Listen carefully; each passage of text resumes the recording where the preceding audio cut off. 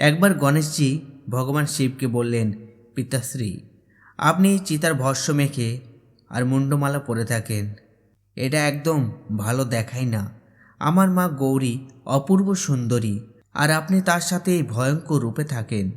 পিতাশ্রী, আপনি একবার কৃপা করে নিজের সুন্দর রূপে মায়ের সামনে আসুন, যাতে আমরা আপনার আসল স্বরূপ দেখতে পাই। ভগবান শিব গণেশজির কথা মেনে নিলেন। কিছুক্ষণ পর শিব যখন স্নান করে ফিরলেন, তখন তার শরীরে কোনো ভস্য ছিল না। এলোমেলো জটা সুন্দর করে সাজানো ছিল এবং গলায় মুন্ডমালাও ছিল না। সমস্ত দেবতা, যক্ষ, গন্ধর্ব এবং শিবগণ তার দিকে পলকহীনভাবে তাকিয়ে রইলেন। সেই রূপ এতটাই মনোহর ছিল যে স্বয়ং মোহিনী রূপও তার কাছে ফিকে পড়ে যায়। ভগবান শিব এর আগে নিজের এই রূপ কখনো প্রকাশ করেননি। শিবজির সেই অতুলনীয় রূপটি কোটি কোটি কামদেবকেও হার মানাচ্ছিল।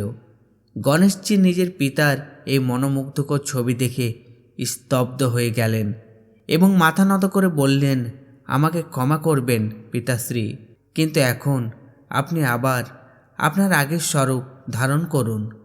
ভগবান শিব জিজ্ঞাসা করলেন, কেন পুত্র? এই তো তুমিই আমাকে এই রূপে দেখার ইচ্ছা প্রকাশ করলে, এখন আবার আগের রূপে ফিরে যাওয়ার কথা কেন বলছো? গণেশজি মাথা নিচু করেই বললেন, ক্ষমা করবেন পিতা, আমার মায়ের চেয়ে বেশি সুন্দর আর কাউকে দেখাক এটা আমি কখনোই চাই না। শিবজি মৃদু হেসে আবার তার পুরনো স্বরূপে ফিরে এলেন।